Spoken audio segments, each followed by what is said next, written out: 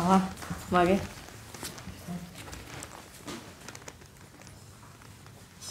Здраво на сите. Одамна не сум била до оваа страна да ги гледам луѓето.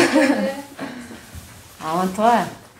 Животот е непредвидлив и не носи, може би, Светиот Дух науму натаму, ама едно знаеме дека каде и да одиме Господ е со нас. И секогаш ни дава сила и подкрепа за што и да правиме. Пред некој ден слушнав еден многу добар виц и морам да го кажам. Малце да се насмееме, да. Иде детето кај мајката и вика: Мама, од што настанал човекот? И мајката вика: Господ го создал. Ама тато кажа дека човекот настанал од мајмун. А тоа не знам, он си кажува за негова фамилија. Мојата фамилија Господ ја создаде.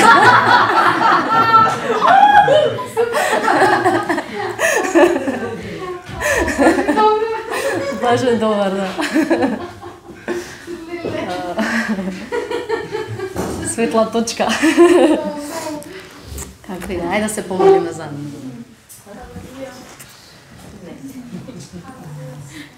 Господе, фала ти за овој ден. Фала ти, Господи, за се што правиш во нашите животи.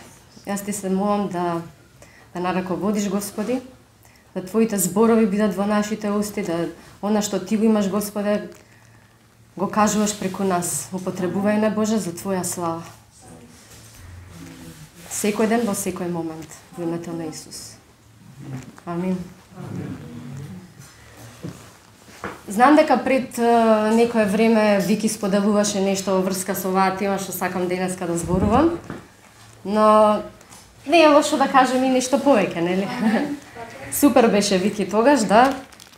И верувам дека не случајно Господ веќе подолго време ми ја ставил таа мисла во мене и доста размислувам за тоа. И верувам дека не е случајно, ете, што на повеќе луѓе истите мисли доаѓаат. Верувам дека Светиот Дух ни ги зборува така.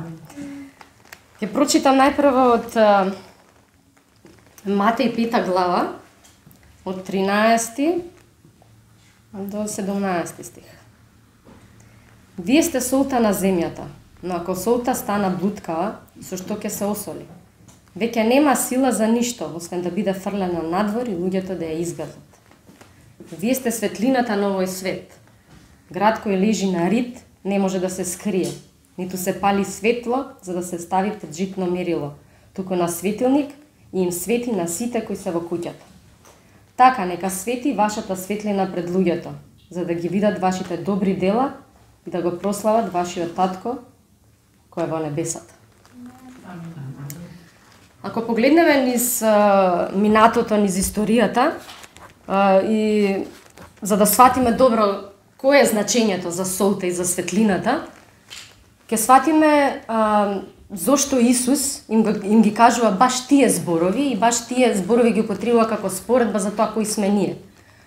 Ако се вратиме наназад во 5 глава и претходно 4 глава, ќе сватиме дека Исус им се обраќа на едно мноштво народ, им зборува за себе си, им кажува за Спасителот, им кажува за случувањата и се, но во еден момент им се врти на учениците и на нив им кажува: вие сте сол и светлина. Солта во минатото се употребувала често пати, дали знаете или не, дека дури на војниците им плаќале во сол. Значи, тоа мене ми укажува дека солта имала многу голема вредност. Може би денеска многу работи што порано имале вредност, денеска ги немаат, или па не сме свесни дека ја има вредноста. Но кога солта денеска би изгубила својата вредност, тогаш ќе сватиме колку е вредна, нели? И не само за да се плаќа, туку солта представувала нешто што дава вкус на храната, нели, во денешно време. Ако храната нема вкус, едноставно не ни е убава. И зошто е таа споредба? Затоа што Христос дава вкус на работите. Христос е тој кој што дава значење на работите околу нас. И на самиот живот, нели? Во друг случај, солта била употребувана, ако сте слушнале, за дезинфекција. Дури сега брзо кога беше целово случување со короната, на почетокот имаше на неколку портали одеше како совети нели за здравје. Направете гаргара со солена вода за да не дозволите инфекцијата, ако веќе ја имате, да отиде надоле во плуќата. Значи за дезинфекција. Ако нешто што служело за и може и денеска нели да служи за дезинфекција, ги уништува бактериите и лошите вируси, истото значење го има и денеска, а Господ таа споредба ја дава за нас. Браво. Знаете, да се запрашаме зошто е баш таа споредба кога се работи за нас. Зошто сме ние сол и каква дезинфекција ние на овој свет можеме да извршиме. Зашто Господ не создал и не поставил и точно во ова време во кое што живееме сега.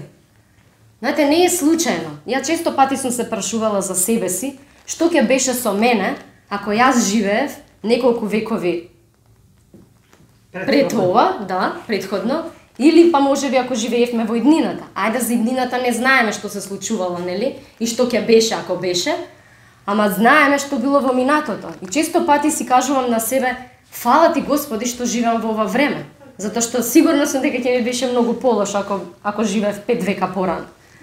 И затоа верувам дека Господ не случајно не ставил во ова време, на ова место, онаму каде што сме да бидеме сол, за да направиме дезинфекција на околината во која што сме моментално.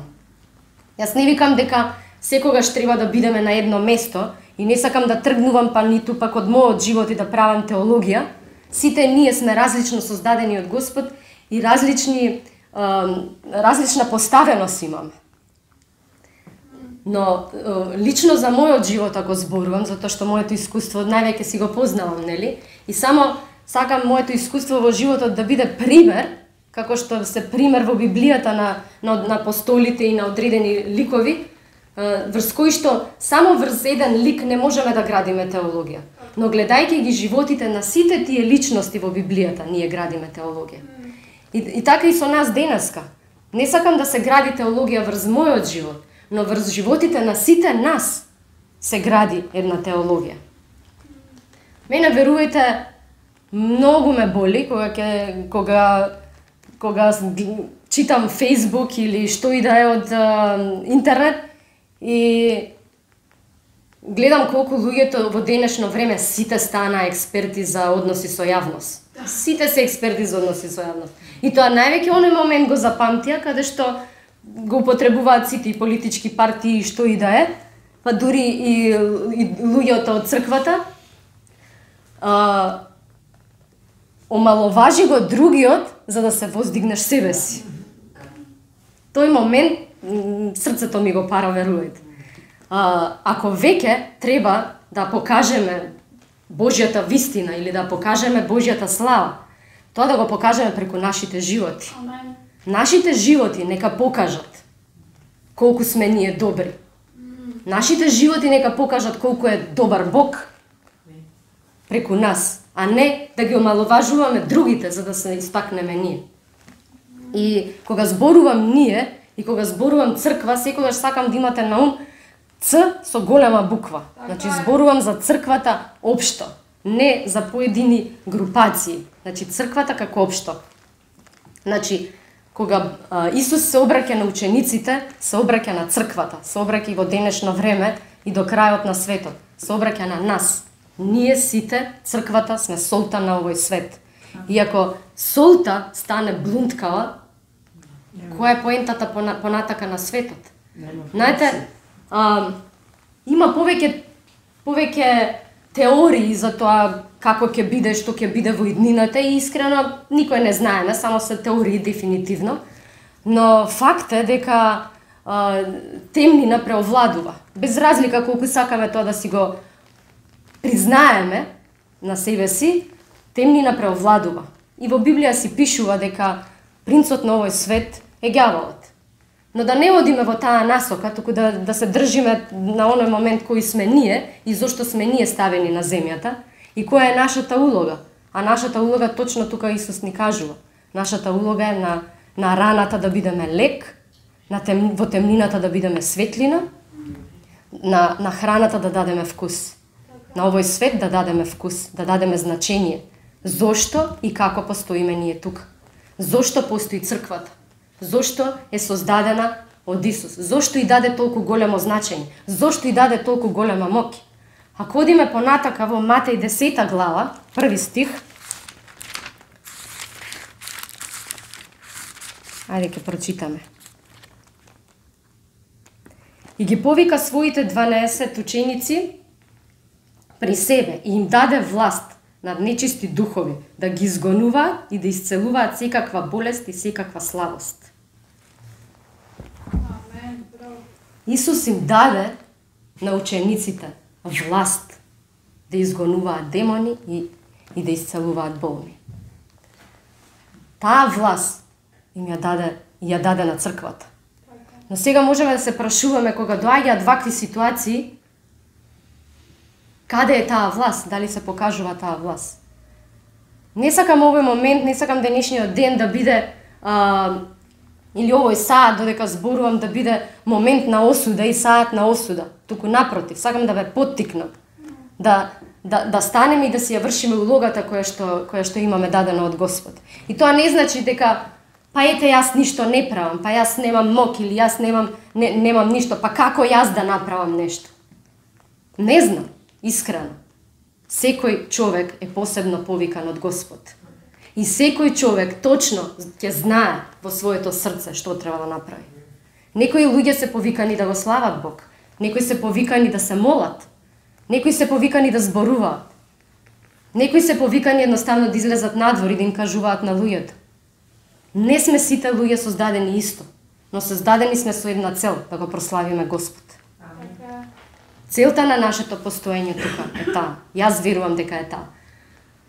Ако замислете една ситуација, замислете една просторија, која што е многу добро осветлена. Има многу светла во неја.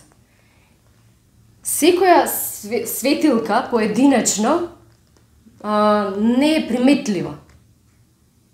Затоа што целата просторија е светла, има една заедничка целина. Но замислете во таа просторија сите светла одеднаш да се изгаснат. И е темница. И во еден момент се појави една од тие светилки и засвети. Што мислите што ќе се случи? Ако има присутни луѓе, нели? Погледите на сите ќе се свртат кон таа светилка. Дури инстинктивно ќе не привлече да одиме кон нејзе. Затоа што веруваме дека дава живот, дава надеж, дава енергија. Леле, бргу, кога сме темно е, страшно е, ајде да одиме кај светлото. Браво. Знаете, кога сме ние во црква, кога сме заедно, кога сите светиме заедно, супер. Колку сме јаки, колку сме пуни, сега ќе отидам и чуда ќе направам надвор. Но кога ќе дојде темнината, ако не засветиме да дадеме надеж, или кога Господ ќе не стави во просторија каде што е темна, ако не светиме, која е поентата? Која е поентата на нашето постоење? Знаете, јас многу ги пратам ситуациите што се случуваат, пратам страни на Инстаграм и слично и ги сакам оние да речам и мотивациони говорници и се е тоа супер кога треба до оној момент кога треба да се поттикне човекот за да не запаѓа во депресија, да не запаѓа во меланхоличност, затоа што навистина сметам дека во денешно време луѓето се толку меланхолични, толку се паднати во депресија, толку немаат надеж што сеедно име што се случува. Ако ние не сме таа светлина, за да се фатат луѓето за тоа, која е поентата? Во тие мотивациони говори често пати сум слушнала кога ќе кажат тргнете се од негативните луѓе, за да не повлијаат на вас. Да, јас не викам дека тука нема вистина. Има моменти кога и ние паѓаме. Ние не сме, не знам, чудаци кои што сме секогаш вау, хај. Не е точно.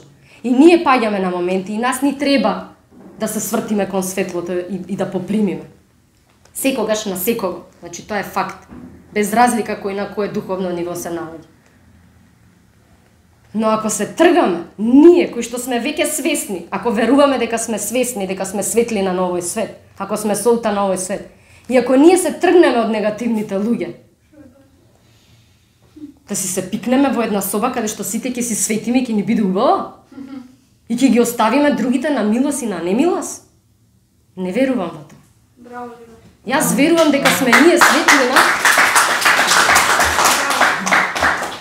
Верувам дека сме светлина за да донесеме надеж и иднина за луѓето околу нас.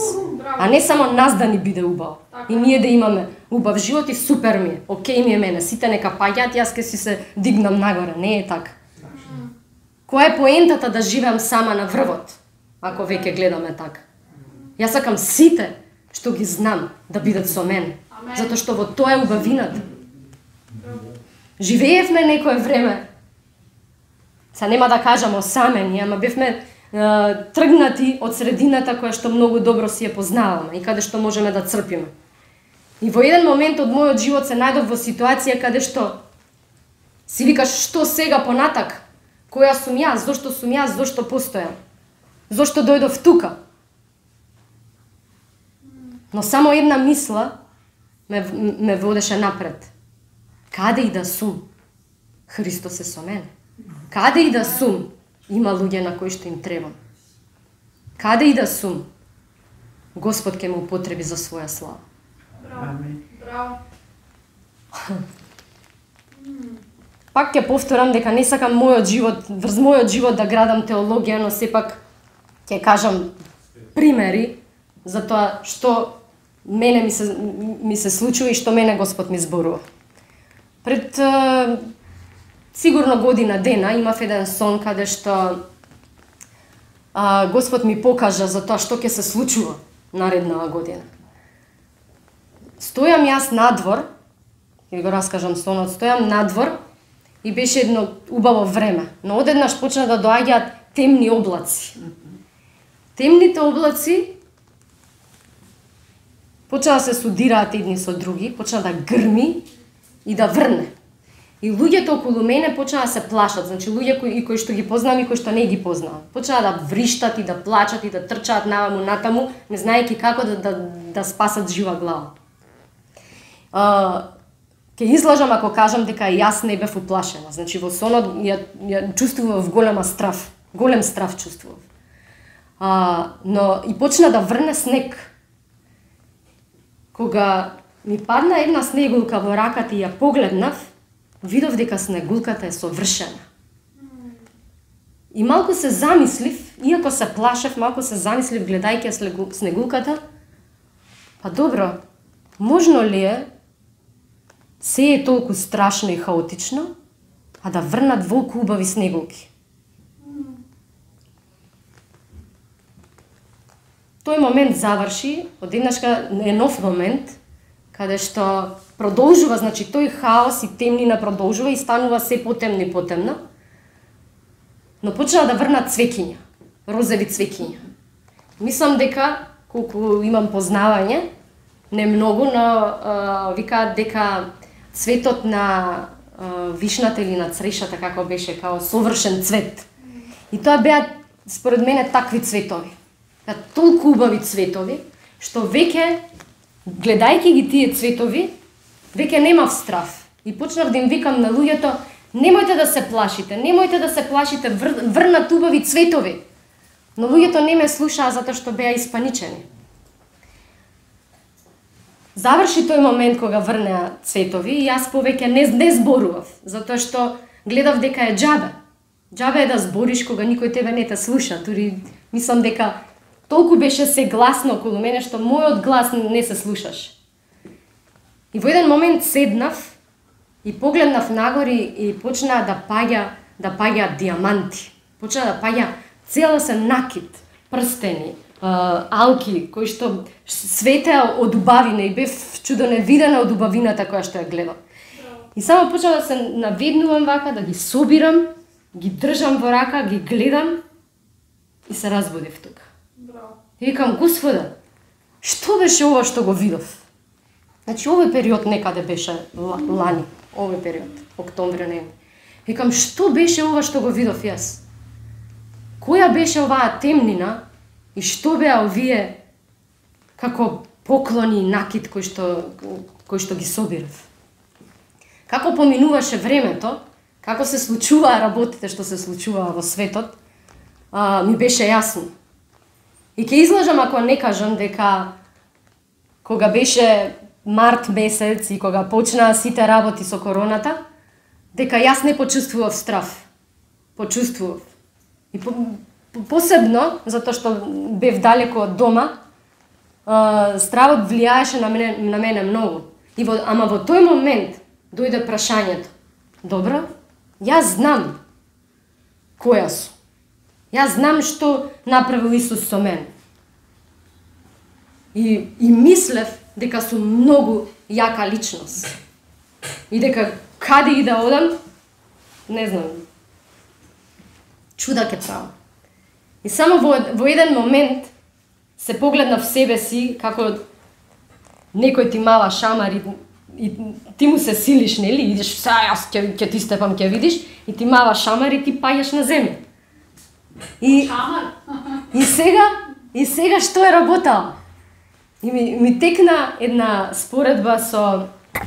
Сакам јас многу филмови. На времето имаше еден добар филм, Луди Макс. И на повеќе делови беше.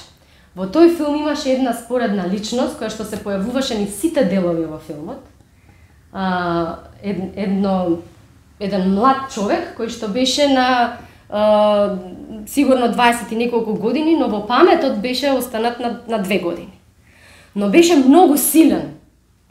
И сите кои ќе го погледнеа него, се плаша, затоа што го гледаат дека е многу силен. Ама он не знае.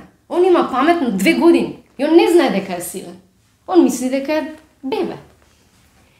Што мене ме фасцинира во неговиот лик е што дури во третиот дел истата таа личност се среќава со Мел Гибсон, нели, со Макс, и доаѓаат во еден кафес каде што треба да се борат.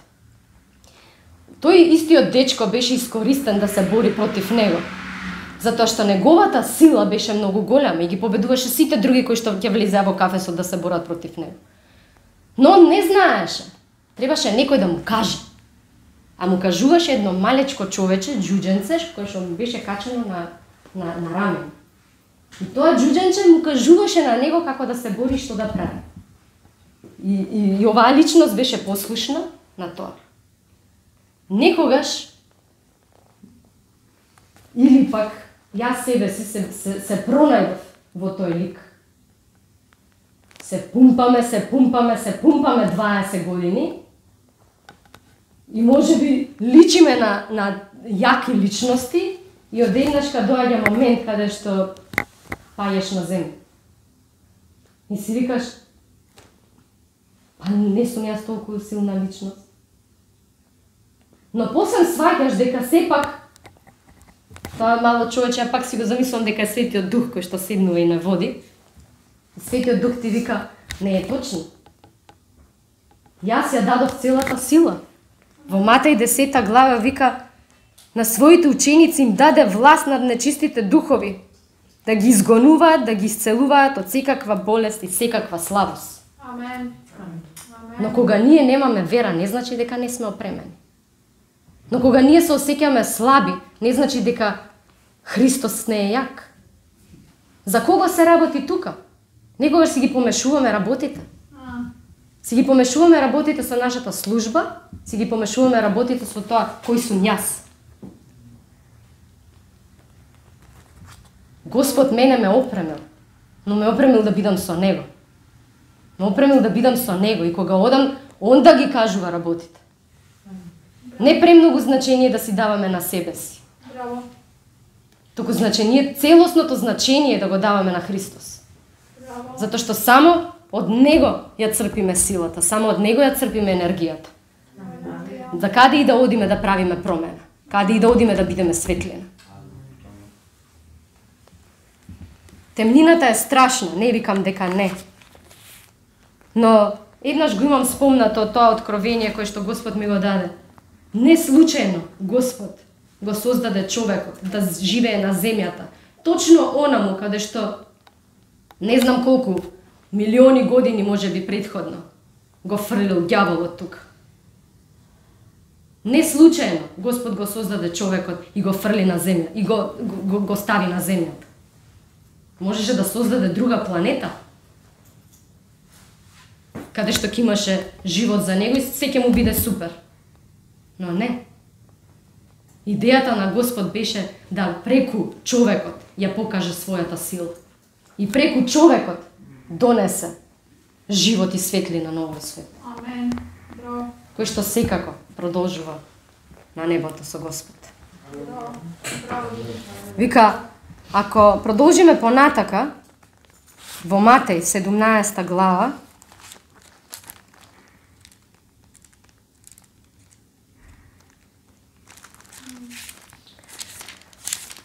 Матеј 17 глава од 19 стих, некаде ќе прочитам.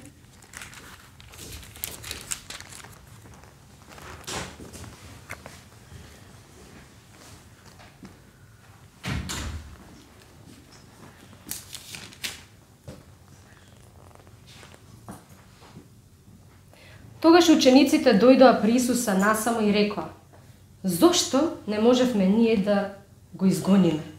А тој им рече: "Заради вашето неверие. Зашто вистина ви велам, ако имате вера колку синапово зрно, ќе речете на оваа гора: помести се од тука таму, и ќе се помести, и ништо нема да ви биде невозможно. А овој род не излегува освен преку молитва и постење."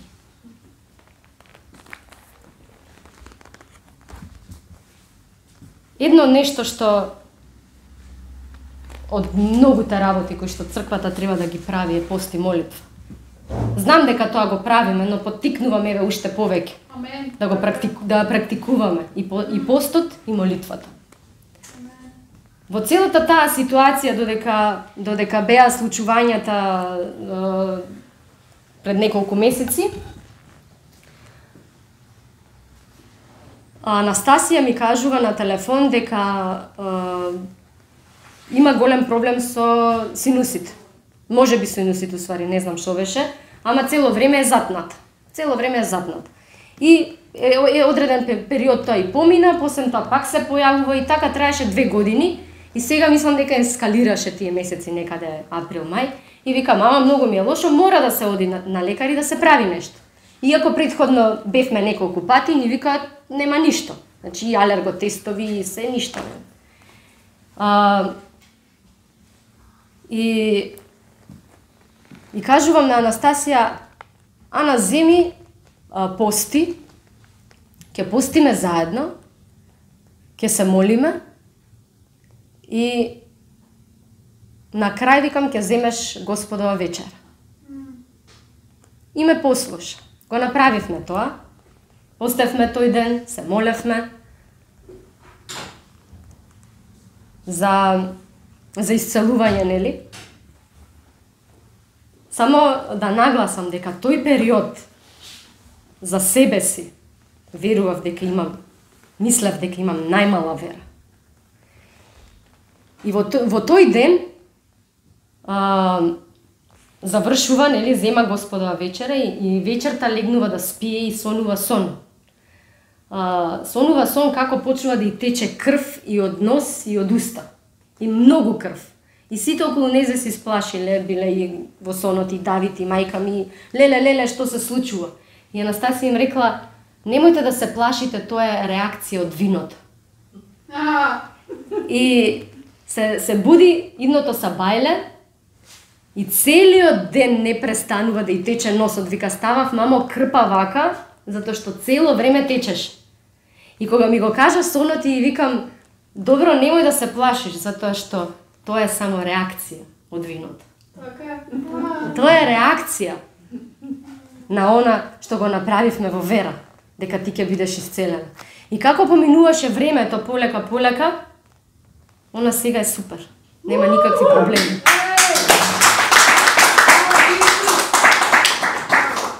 Ваквите моменти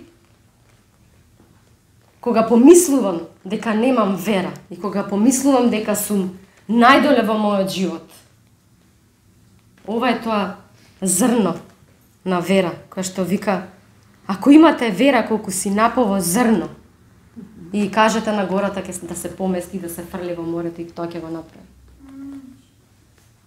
Мислите дека е невозможно во ист момент да се чувствуваме слаби, а да сме јаки. Во ист момент да мислиме дека немаме воопшто вера, но сепак да имаме вера колку си напово зрно. Верата не исчезнува, верата е дар од Господ. Дури во еден момент вика, ако самите вие немате вера, држете се за Христовата вера. Затоа што Христос е добар. И таа сила во 10 глава, таа моќ која што ја даде на црквата, таа моќ која што ја даде на нас, е неотповиклива. И тоа си стои, само дали сме ние свесни што поседуваме? Дали сме ние свесни и доволно спремни? Да си го поставиме некогаш прашањето, дали сме спремни да го правиме она што Господ не повика. И нема ништо лошо кога самите на себе си ќе си ја кажеме вистината. Не сум. Некогаш не сум спремна. Господе, многу ми е ова. Ама тоа не значи дека Господ не ти дал се што ти е потребно, за да го направиш она за што те повика. Но само ти треба време да сватиш дека го поседуваш. Само ти треба време да сватиш дека го имаш. Само ти треба време да бидеш свесен дека неговата љубов е голема и длабока и дека е непроценлива. Само некогаш ни треба време.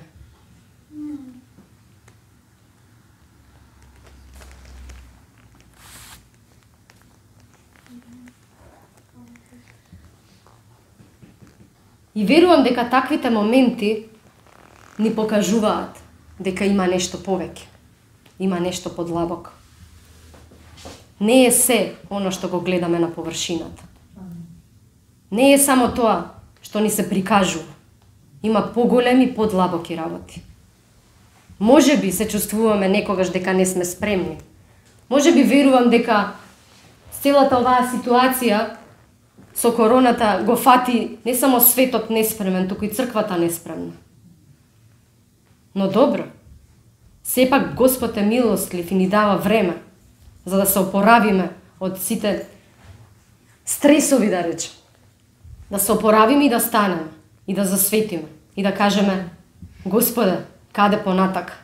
Господе, ќе одам подлабока затоа што ти кажуваш да одам. Господе, ќе го правам она што ти ми кажуваш дека ќе го правам. Но се плашам, но слаба сум, но немам вера. Но имам вера, колку си напово зрел. Имаме вера. Затоа што Христос ни ја даде како дар. Не е од нас самите, за да се пофалиме. И се е тоа заради Христос. И се е за да се покаже неговата слава. И некогаш треба да се случуваат тие работи. Некогаш треба да дојде темнина, за да се види светлото кое што свети. Ако запалиме светло сега надвор на улица, нема ни да се примети. Но кога ќе се стемни, тоа светло ќе значи многу на многу луѓе кои што ќе поминат од тука. Да не го заборавиме тој момент. Да не заборавиме зошто сме ние тука на земјата. Зошто сме светлина, зошто сме сол. Не е поентата да имаме само ние убав живот, туку да дадеме живот во вистина и на другите луѓе околу нас. Дали треба, кога ќе дојде темнината, да се повлечеме? Дали треба да кажеме, не, мене ми треба место каде што јас ќе си бидам сигурна? Или треба да излеземе и да кажеме, јас ќе светам затоа што е Христос со мене. Јас ќе светам затоа што им треба живот и на другите луѓе, им треба светлина и на другите луѓе.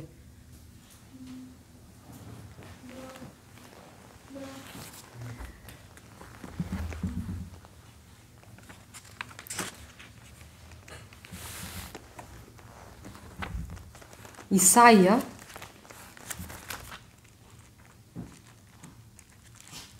шеста глава.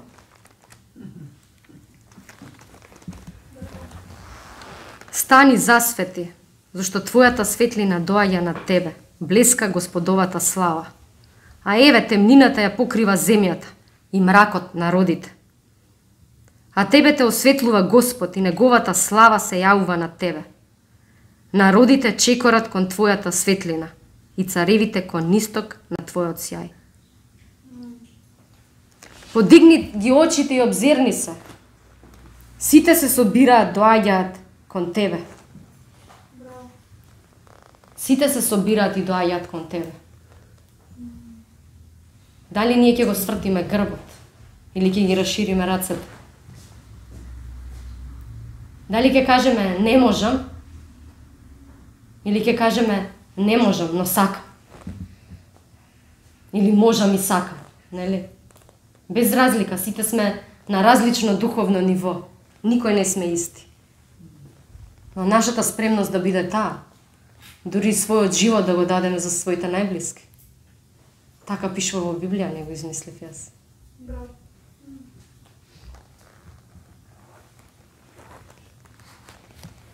Темнината, интересно е, што не го угушува светлото. Туку напротив. Вика, светлото се става на рид, за да свети, за сите да го видат, а не се става во поклопец, така. Интересното е што кога имаме опозиција во животот, кога се соочуваме со некоја темнина во животот, тогаш светлото повеќе свети. Тогаш ја има вистинската улога и вистинското значење во тој момент. Зошто е потребно да се има светлина? Зошто ни е потребен Христос? Зошто му треба Христос на овој свет? Точно во такви моменти, точно во овие моменти, точно во ова време, точно во октомври 2020, имаме потреба од Христос, светот има потреба од Христос. Светот има потреба од црквата. На светот му треба надеж за иднина. Ако ние тоа го знаеме, ако ние знаеме дека Господ има добри планови и добри мисли за нас, да го споделиме со другите. Затоа што и на другите им треба надеж и иднина. Знаете, можеме само да се залажуваме дека ништо не се случува околу нас. Можеме да не слушаме вести и да не ни интересира затоа што, знаете што, Господ е со мене, јас нема да се грижам за другите. Не викам да се грижиме, но да имаме сочувство со работите кои што се случуваат околу нас. Она што го има во нас, да го дадеме и на другите. Не случајно Господ не опремил со сето тоа. Да дадеме надеж, да дадеме светло во темнина. Кога има опозиција, некогаш се чувствувам дека кога работите идат во спротивно од нас, ние самите не се туркаме. Затоа што се плашим. Често пати се плашим и се повлекуваме. Затоа што работите не истиснуваат. Но интересното е што Господ од позади не бутка и ти вика оди напред. Оди баш таму. Ама не сакам, ама страшно, ама темно. Не, оди таму. Затоа што требаш. Затоа што јас ти дадов сила. И не тера, што е најинтересно, не тера со сила, туку не убедува. Додека не се убедиме да кажеме добро. Ќе го направам тоа затоа што знам дека од тебе. Ако го земеме примерот на Јоел, кога бегал постојано бегал од Господ, зошто не сакал да оди и да им проповеда на тие луѓе кои што сметал дека заслужуваат Божја казна и сметал дека треба да бидат убиени. Господ го убедил на многу сликовит и многу интересен начин. Ја знаеме приказната. Но уште поинтересен момент ми е не тоа што бил 3 дена во устата на рибата додека не рекол добро ќе одам, туку уште поинтересен момент ми е кога на се мрморал и кажувал зошто вака, зошто онака, па гледаш дека не прифаќаат луѓето. И седнува и ете сега дури и сонцето ме пече. И расте тиква покрај него, за да му држи сенка. И заспива и кога се буди вика, па каде е тиквава, сега зошто се исуши, пак сонце на мене. Пак ли ќе мрмориш? Ни ја садеше тиквата, ни ја одгледуваше, ни ја вадеше, за да порасне, пак ли ќе мрмориш? Искрено, нели се наоѓаме некогаш во истата позиција? Не знам за вас, ама јас да. Си мрмориме и си се жалиме и за тоа што сме го работели и за тоа што не сме го работели. А не разбираме дека Господ си има своји мисли, своји идеи, своји планови. А ние сме неговите садови кои што треба да го исполниме оно што Господ го замислил и го ветил. Ке завршам со дел да му посветам малце внимание да посветам внимание на Македонија. Верувам дека црквата, значи црквата со големо Ц да ме подсетам, ја има одговорноста и улогата да даде светлина на Македонија. На Македонија и треба црквата. И требаме не да се осудуваме едни со други, не да си докажуваме кој е поголем верник и која теологија е поправилна едната од другата. Не викам дека можеме да бидеме заедно или да изградиме една црква, можеби тоа ќе биде нешто New Age, не знам. Ама можеме да живееме како браќа, можеме да се почитуваме. Често пати се смеам и кажувам, можеби тие кои што имаат синови, нели, викаме, свекрвата не можеш да ја сакаш, нели? Као, ама јас викам, не мора да ме сака, пошто утре ја ќе бидам свекрва, нели? Викам, не мора да ме сака, нека ме почитува. Не може да ме сака како својата мајка, ама нека ме почитува. И тоа ќе кажам, не мора сите да се сакаме, не знам, да глумиме лудило, да се почитуваме едни со други. Кога ќе се почитуваме едни со други, ќе можеме трезвено да размислуваме, ќе можеме да бидеме не само силни во телото, туку во духот и во душата. Да можеме да го слушнеме Светиот Дух кога ни зборува и кога не води и кога ни кажува што треба да правиме. И не треба кој знае што да правиме. Не треба да излеземе со мечови да се тепаме надвор. Многу и тешка и лесна во исто време е нашата улога како христијани. Да пустиме и да се молиме. И да знаеме кој сме, затоа што идентитетот кој што ни го даде Христос е многу важен. Таа сила, таа светлина, да биде светлина за целиот свет, да биде светлина за Македонија. Црквата да биде светлина за Македонија. Мојот апел е тоа. Црквата во Македонија да биде светлина за нашата држава. Амин.